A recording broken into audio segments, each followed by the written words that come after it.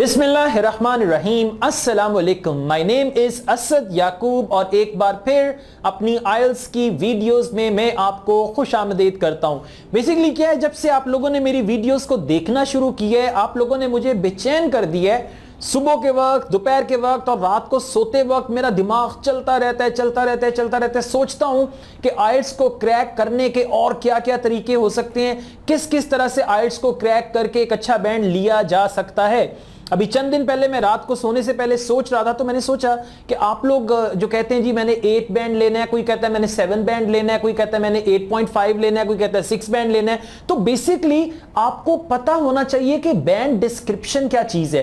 अब band description क्या है? अगर आपने 8 बैंड लेना है, लिसनिंग में और रीडिंग में तो चलें आपको पता चल जाएगा कि इतने आंसर्स अगर आपके करेक्ट हैं तो उसको आपको उतना बैंड स्कोर मिल जाएगा। लेकिन राइटिंग में और स्पीकिंग में, इन दोनों में आपको कैसे पता चलेगा कि क्या आप 8 बैंड तक पहुंचे हैं या नहीं पहुंचे? खास तौर पे राइटिंग में आपको कैसे पता चलेगा कि वो कौन से पैरामीटर्स हैं जिनको करके आपका 8 बैंड आ सकता है, 7 आ सकता है, 6 आ सकता है, यानी जो भी आपका रिक्वायर्ड बैंड है। तो फिर मैंने ये फैसला किया कि मैं बैंड को डिस्क्राइब करता हूं और इस वीडियो में आपके लिए मैं राइटिंग का जो बैंड है उसको डिस्क्राइब करूंगा और इसके बाद मैं स्पीकिंग का बैंड भी आपके लिए डिस्क्राइब करूंगा, ताकि आपको पता हो कि अगर आपने अपना रिक्वायर्ड बैंड लेना है, उस बैंड का डिस्क्रिप्शन क्या है, यानी वो कौन सा लेवल है या वो क्या चीजें हैं जो आपकी इंग्लिश में, खासतौर पे आपकी रिटन इंग्लिश में और स्पोकन इंग्लिश में जब आएंगी तो फिर आप उस बैंड स्कोर तक पहुंच पाएंगे। तो आइए आगाज करते हैं। अभी हम आइल्स टास्क 1 यानी task 1 academic and task 1 general training जो है उसका बैंड डिस्क्रिप्शन जो है वो डिस्कस करेंगे। मैं आपको बताऊंगा, यानी मैंने आपके लिए 4 बैंड्स का इंतखाब किया है। 4 से मुराद है 9, 8, 7, 6। 6 से नीचे मैं नहीं जाऊंगा, उसकी जरूरत नहीं है क्योंकि एक्सटेंडेड जो बैंड है वो 6 से स्टार्ट होता है। तो एक्चुअली मैं 4 बैंड्स एक्सप्लेन करूंगा, 6, 7, 8, 9। और इन चारों बैंड्स का जो डिस्क्रिप्शन है इसको आपने अच्छी तरह से देखना है, समझना है, ताकि आपको पता चले कि अच्छा अगर मैंने 8 बैंड लेना है तो उसका ये डिस्क्रिप्शन है, अगर 9 लेना है तो ये, और अगर मैंने 7 लेना है तो उसका ये डिस्क्रिप्शन है। बेसिकली 4 कैटेगरीज हैं हमारे पास। एक कैटेगरी है टास्क अचीवमेंट की, यानी जो उन्होंने आपको टास्क दिया है उसको किस हद तक आप अचीव करते हैं। तो जो पहली कैटेगरी है वो है टास्क अचीवमेंट की, इसको ज़हन में रखिएगा। अब आपने जो अपनी प्रेपरेशन करनी है ना राइटिंग की और स्पीकिंग की, उसमें आपके ज़हन में सबसे पहले होना चाहिए कि पहला क्राइटेरिया है टास्क अचीवमेंट का। उसके बाद दूसरा और इंपॉर्टेंट क्राइटेरिया है कोहेरेंस एंड कोहीजन, यानी कोहीजन और कोहेरेंस। ये मैं भी इसको एक्सप्लेन करूंगा, आपको बताऊंगा कि क्या है ये। और उसके बाद है लेक्सिकल रिसोर्सेज, यानी आपकी जो वोकैब्युलरी है, लेक्सिकल रिसोर्स, एक जो क्राइटेरिया है वो लेक्सिकल रिसोर्स का है। तो पहला है टास्क अचीवमेंट का, दूसरा है कोहेरेंस एंड कोहीजन, तीसरा है लेक्सिकल रिसोर्स का, और चौथा जो हमारा क्राइटेरिया वो है grammatical range and accuracy. Right, grammatical range and accuracy. अब इन चारों को मैं बैंड वाइज डिस्क्राइब करूंगा और आपको बताऊंगा, और फिर आपको पता चल जाएगा कि हाँ भाई अगर मैंने 8 बैंड लेना है तो 8 बैंड में मेरी लैंग्वेज का लेवल ये होना चाहिए। अगर मैं ऐसा लिखूंगा तो मेरा 7 बैंड आएगा, ऐसा लिखूंगा तो 8 आएगा, ऐसा लिखूंगा तो 9 आएगा। और आमतौर पर ना टीचर्स भी तुक्का लगा के आपको बताते हैं कि अच्छा ऐसा लिखा है, ठीक है 6 बैंड हो गया, ऐसा लिखा है 7 बैंड हो गया। तो क्या होता है, जब आप प्रेपरेशन सेंटर में जाते हैं वहां पर आपको अच्छा बैंड मिल जाता है। जब आप ब्रिटिश काउंसिल में या आईडीपी में या एईओ में एग्जाम देते हैं तो वहां पे अच्छा बैंड नहीं आता, फिर आप सर पकड़ के बैठ जाते हैं कि अच्छा मैंने तो बड़ा अच्छा ऐसे लिखा था। तो टीचर्स को खुद नहीं पता होता, पता शायद होता हो लेकिन वो अंदाजे से ही आपको बैंड स्कोर दे देते हैं, इतनी पेचीदगी में कोई भी नहीं जाना चाहता। तो एनीवेज आपने क्या करना है, आपने बैंड स्कोर का डिस्क्रिप्शन आपको खुद से पता होना चाहिए और फिर अपनी लैंग्वेज को भी देखिए, अपने टीचर खुद बन जाएं, अपनी लैंग्वेज को इस क्राइटेरिया पे एवेल्युएट करने की कोशिश करें। ओके, तो सबसे पहले हम आगाज करते हैं 9 बैंड का। राइट, 9 बैंड में अगर आपका टास्क अचीवमेंट जो है, यानी 9 बैंड स्कोर के लिए टास्क अचीवमेंट का जो एक क्राइटेरिया है वो क्या है, fully satisfies all the requirements of the task, यानी जो आपको ऐसे राइटिंग के लिए टॉपिक दिया है, अगर आप उसको मुकम्मल तौर पे सेटिस्फाई करते हैं, टॉपिक के मुताबिक इंफॉर्मेशन देते हैं, टॉपिक के मुताबिक ऐसे लिखते हैं, जो लेंथ दी हुई है उस लेंथ के मुताबिक ऐसे लिखते हैं, पैराग्राफिंग प्रॉपर रखते हैं, तो क्या होगा, fully satisfy all the requirements of the task. ये क्या है, टास्क अचीवमेंट का क्राइटेरिया है। उसके अलावा clearly presents a fully developed response, कि आपका जो एसे है या आपकी जो रिपोर्ट है या आपका जो लेटर है वो क्या है, क्लियरली प्रेजेंट्स, आपने बिल्कुल क्लियरली वाज़ेह अंदाज में प्रेजेंट किए अ फुली डेवलप्ड रिस्पांस, कि आपका जो रिस्पांस है वो मुकम्मल डेवलप्ड रिस्पांस है। अगर वो एसे है तो उसमें आर्गुमेंट्स अच्छे हैं, उसमें जो आपने नॉलेज प्रेजेंट की है वो बहुत अच्छी है, 250 वर्ड्स आपको कहे गए थे वो आपने लिखे हैं, तो ये क्या है, ये आपका टास्क अचीवमेंट है। अगर ये 3 क्वालिटीज आपकी राइटिंग में होंगी तो टास्क अचीवमेंट के आपको पूरे पूरे मार्क्स मिलेंगे। ठीक हो गया। इसके बाद 9 बैंड स्कोर के लिए जो कोहेरेंस और कोहीजन है। अब कोहेरेंस क्या है? कोहेरेंस आपकी राइटिंग का एक फ्लो है। जब आप एक फ्लो में लिखते हैं, यानी आपके सेंटेंसेस एक फ्लो में जा रहे हैं, एक रिदम के मुताबिक चल रहे हैं, उसको कहते हैं कोहेरेंस। और इसका यह भी मतलब है कि आपने लॉजिकली ऑर्गेनाइज किया है अपने आइडियाज को, यानी ऐसे में, रिपोर्ट में या लेटर में जो आपके आइडियाज हैं उनको आपने लॉजिकली ऑर्गेनाइज किया है, तो ये भी कोहेरेंस की कैटेगरी में आएगा। कोहेरेंस का मतलब ये भी है। उसके बाद क्या है, एप्रोप्रिएटली सीक्वेंस्ड।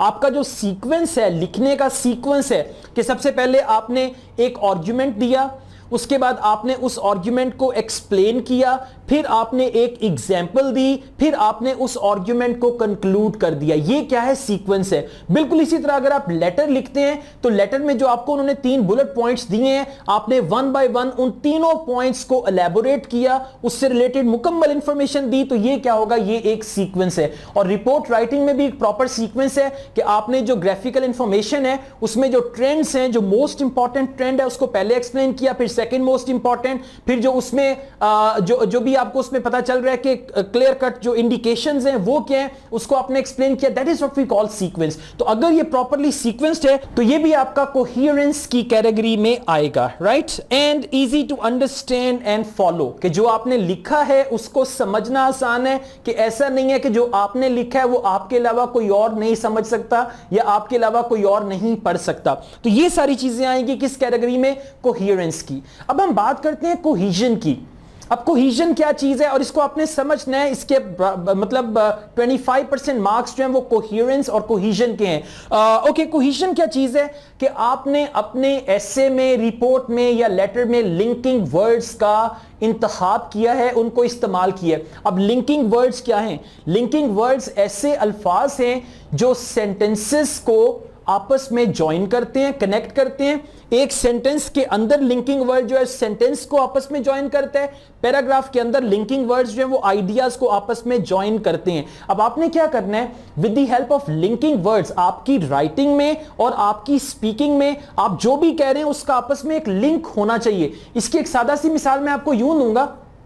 फर्स्ट करें कि मैंने गाड़ी के ऊपर ऐसे लिखने, तो मैं कहता हूं I have a car, it is a beautiful car, I like my car very much, it is a very nice car, its colour is red, it runs very fast. देखिए, अब जितने भी सेंटेंसेस मैंने कहे इनका आपस में कोई ताल्लुक नहीं है, इनका आपस में कोई रब्त नहीं है, इनका आपस में कोई कनेक्शन नहीं है। अब यहां पे मैंने क्या करना है, with the help of cohesion I have to connect these sentences. अगर मैं कहता हूं I have a car which is very beautiful, I drive my car and it runs very fast. अब क्या हुआ, I drive my car and it runs very fast. This is the quality that makes me feel that I love my car. This is the quality, गाड़ी की जो पहले quality बताई है, अब मैं कह रहा हूं this is the quality और this is the reason I like my car very much. और for this reason, जब मैं कहूंगा ना for this reason, इसका मतलब है इस जुमले का ताल्लुक मैं पिछले जुमले के साथ जोड़ रहा हूं। तो ये आपने करना है, आपने सेंटेंसेस को आपस में ऑर्गेनाइज करना है। दे शुड बी वेल कनेक्टेड। ये मेरे हाथ की तरफ देखें, इस तरह से आपके सेंटेंसेस जो है कनेक्ट होने चाहिए। और किस की मदद से, लिंकिंग वर्ड्स। अभी गूगल में जाके लिखें इंग्लिश लिंकिंग वर्ड्स, या गूगल में जाके लिखें इंग्लिश कंजंक्शंस। कंजंक्शंस जो है वो सेंटेंसेस को आपस में ज्वाइन करती हैं। तो जब आप कंजंक्शन सीख लेंगे, लिंकिंग वर्ड सीख लेंगे, तो डेफिनेटली आपका जो ऐसे है, रिपोर्ट है या लेटर है वो बेहतर हो जाएगा। So cohesion is actually you got to link it, then you got to connect ideas. आपके आइडियाज जो हैं वो सेपरेट नहीं होने चाहिए, आइडियाज जो हैं जुड़े हुए होने चाहिए। जुड़े होने से मुराद है कि एक जुमला जो आपने पहला बोला है, उसके बाद जो अगला जुमला आप बोल रहे हैं उसको आपने पिछले के साथ कनेक्ट करना है समहाउ समवेयर। उसके लिए आप रेफरेंसिंग भी यूज कर सकते हैं, जैसे सच process, this type of, right. This type of का मतलब है कि आप वापस जो पहले आपने बात की आप उसकी तरफ जा रहे हैं। Then they should be the relationship between paragraphs, sentences etcetera के पैराग्राफ्स का आपस में ताल्लुक होना चाहिए और सेंटेंसेस का आपस में एक बिल्कुल सीक्वेंस वाइज जाना चाहिए। इसको हम कहते हैं कोहीजन। अब कोहेरेंस और कोहीजन का मतलब आपको क्लियर हो गया होगा। अच्छा जी, बैंड 9 डिस्क्रिप्शन में आपको बता रहा हूं और अभी मैंने आपको कोहेरेंस और कोहीजन बताया, तो बैंड 9 में कोहीजन और कोहेरेंस की जो कैटेगरी है उसमें वो आपसे क्या एक्सपेक्ट करते हैं, uses cohesion in such a way that it attracts no attention, कि आप एक अच्छे तरीके से ऑर्गेनाइज्ड तरीके से कोहीजन जो है उसको यूज करते हैं। मतलब ये नहीं होता कि जी जैसे जबरदस्ती नहीं अल्फाज घुसाए होते, बात का तो होता है इसी तरह से कि आपने जबरदस्ती, किसी ने बताया ये जुमले बड़े अच्छे हैं, किसी ने बताया ये अल्फाज बड़े काम के, आपने जबरदस्ती उनको अपने ऐसे में ठोंसा होता है, जबरदस्ती रिपोर्ट में ठोंसा होता है। तो यहां पर वर्ड यूज किया गया in such a way that it attracts no attention, ये ना लगे कि जबरदस्ती आपने इन वर्ड्स को ऐड किया है। और उसके बाद क्या है, skilfully manages paragraphing. Paragraphing is very very important. ऐसे लिखते हैं तो 5 पैराग्राफ्स होते हैं उसके, मैंने इसके लिए एक वीडियो बनाई थी आपके लिए, सवात में जाके आप देख सकते हैं, पहाड़ी इलाके में वो वीडियो बनी हुई है, शुरू की थी पिछले साल की। तो वहां पे आपको पैराग्राफिंग का मैंने सारा बताया था कि ऐसे में 5 पैराग्राफ है, इंट्रोडक्शन है, कंक्लूजन है और बॉडी ऑफ द ऐसे है। प्रॉपर पैराग्राफिंग होनी चाहिए। अगर रिपोर्ट है तो रिपोर्ट में भी इंट्रोडक्शन होना चाहिए, बॉडी में 2 या 3 पैराग्राफ हो सकते हैं, उसके बाद कंक्लूजन होगा। अगर आपका लेटर है तो लेटर में भी इंट्रोडक्शन होगा, बॉडी में 1 पैराग्राफ बड़ा लिख लें या 2 छोटे पैराग्राफ लिख लें और उसके बाद क्या होगा, कंक्लूजन होगा। तो आपने क्या करना है, उसको प्रॉपरली पैराग्राफिंग में करना है। तो ये क्या है, कोहेरेंस एंड कोहीजन, और ये भी 25% है। और हम 9 बैंड की बात कर रहे हैं। 9 बैंड में कोहेरेंस एंड कोहीजन क्या है, uses cohesion in such a way that it attracts no attention and skilfully manages paragraphing. आइए आगे बढ़ते हैं। नेक्स्ट कैटेगरी है लेक्सिकल रिसोर्सेस की। बैंड 9 के लिए आपकी जो वोकैबुलरी है, अब मैं आपको उसके लिए गाइडलाइंस प्रोवाइड करूंगा कि अगर आप 9 बैंड चाहते हैं तो आपकी वोकैबुलरी कैसी होनी चाहिए, किस किस्म की होनी चाहिए, एग्जामिनर जो है वो क्या ऑब्जर्व करता है आपकी वोकैबुलरी के लिए। Uses a wide range of vocabulary with very natural and sophisticated control of lexical features, कि आप वोकैबुलरी यूज कर रहे हैं लेकिन एक नेचुरल फ्लो में। फिर वही बात कि ये नहीं लग रहा कि जबरदस्ती अल्फाज घुसेड़े हुए हैं, ये नहीं लग रहा कि जबरदस्ती बड़े मोटे मोटे मुश्किल अल्फाज जो हैं वो इस्तेमाल किए हुए हैं, उनका फ्लो नेचुरल होना चाहिए। अदरवाइज बेहतर ये कि आपकी जो नेचुरल लैंग्वेज है ना, मतलब जितनी इंग्लिश आपको आती है उसी को एक नेचुरल फ्लो में लेके आएं, और नेचुरल फ्लो में लाने के लिए नेचुरल इंग्लिश फ्रेजेस सीखें। जरा इसको गूगल कीजिएगा, नेचुरल इंग्लिश फ्रेजेस।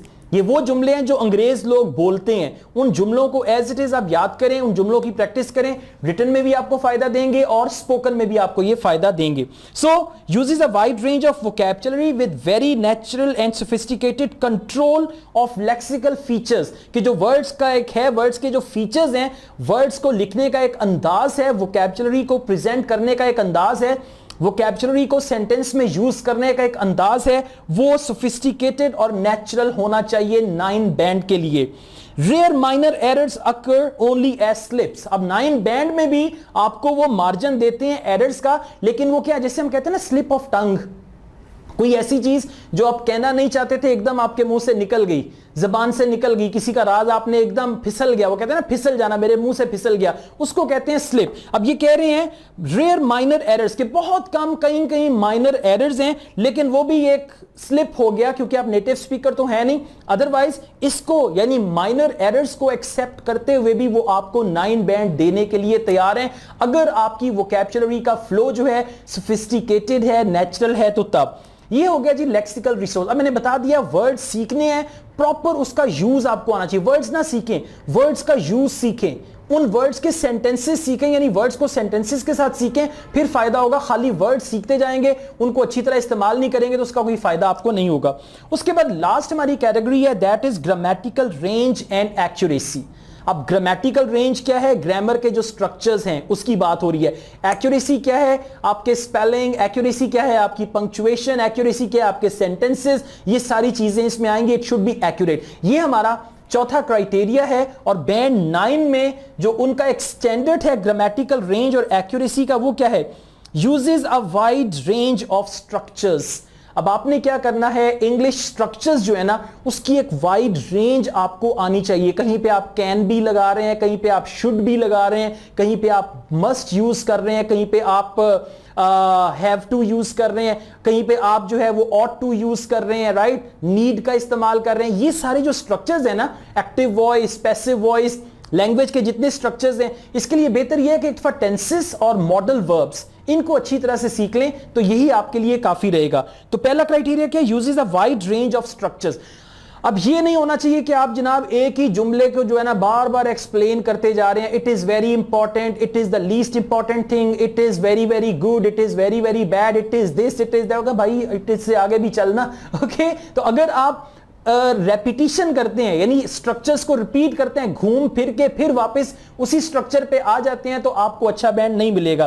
तो 9 बैंड के लिए uses a wide range of structures with full flexibility. अब फुल फ्लेक्सिबिलिटी क्या है कि एक बात आपने एक जगह पे कही किसी और तरीके से, उसी बात को दोबारा करने के लिए आपके पास एक और स्ट्रक्चर भी है। अब मैं आपसे कहता हूं यू शुड ओबे योर पेरेंट्स, सेकेंड मैं कहता हूं you are supposed to obey your parents, right? So, और third मैं कहता हूं I suggest you that you should obey your parents, right? Or it is suggested one should obey their parents, like that, okay? So आपके पास एक variety होनी चाहिए examiner को देने के लिए। याद रखें, अगर तो वही घिसे पटे जुमले बार बार लगाएंगे तो उसका कोई फायदा नहीं होगा। और बेहतरीन तरीका इसका है रीडिंग करें, और रीडिंग में नए नए स्ट्रक्चर्स को अंडरलाइन करें। वोकैबुलरी एक अलग चीज है, लेकिन रीडिंग से आप स्ट्रक्चर्स को अंडरलाइन करें। देखिए, अच्छा यहां पे इसने यूज किया है इट कैन बी सेड, यहां पे इसने कहा है इट शुड बी डन, अब यहां पे इसने ये कहा है, यहां पे तो वो जो स्ट्रक्चर्स है ना, थोड़ी मेहनत करनी भाई। अगर बैंड अच्छा लेना है तो मेहनत करना पड़ेगी। यहां पे मेहनत करोगे, कल को आपका फ्यूचर ब्राइट हो जाएगा, ठीक है। तो आपने क्या करना है, आपने इन स्ट्रक्चर्स को रीडिंग से कॉपी करना है और फिर एक अपनी बुक में ना लिस्ट बना लें। अगर आप ज्यादा नहीं, मैं ज्यादा दूर नहीं जाता, ज्यादा लंबी बात नहीं करता, 100 स्ट्रक्चर अगर आप लोग सीख लो ना, 100 इंग्लिश लैंग्वेज के स्ट्रक्चर, जैसा कि मैंने बताया, can be done, it can be done, it should be, it must be, something like that. इस तरह के 100 स्ट्रक्चर सीख लो, अकलमंदी से उसको इस्तेमाल कर लो, तो अच्छा बैंड आ जाएगा। हम लोग क्या करते हैं, वही घिसी पट्टी इंग्लिश, उसी कोई हर ऐसे में घुमा फिरा के, यानी अगर आप ऐसे का टॉपिक बदल जाएगा, हमारी इंग्लिश नहीं बदलेगी। हम वही अपने जो है ना वर्ड्स उन्हीं को ठोंसते हैं, फिर अच्छा बैंड नहीं आता, फिर हम कहते हैं हुन मैं की करा, हुन मैनू दसो मैं चंगा बैंड किस तरह लेके आवा। तो भाई बैंड जो है ना वो ऐसे नहीं आएगा, बैंड बाजा बजाने से बैंड नहीं आएगा, मेहनत करने से आएगा। 100 स्ट्रक्चर सीख लो। मैं भी वैसे कोशिश करूंगा कि ये 100 स्ट्रक्चर बना के आप लोगों को दे दूं, स्पून फीडिंग कर रहा हूं, प्लेट में रख के कहूं कि ये 100 स्ट्रक्चर्स हैं, इनको सीख लो तो आपकी राइटिंग अच्छी हो जाएगी।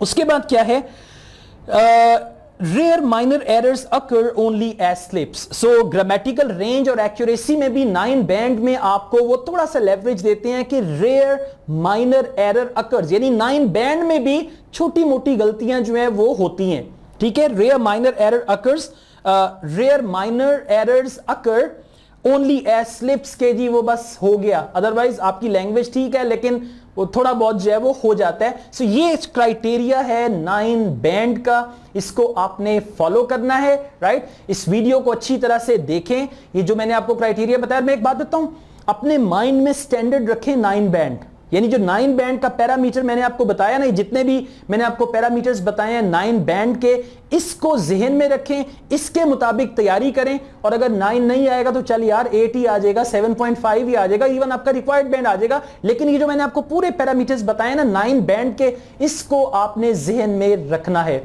अगर आपको ये वीडियो अच्छी लगी हो तो लाइक भी कीजिएगा और कमेंट भी कीजिएगा और इस चैनल को सब्सक्राइब भी कीजिएगा। Asad Yakub wishes you all the best, take care, Allah Hafiz.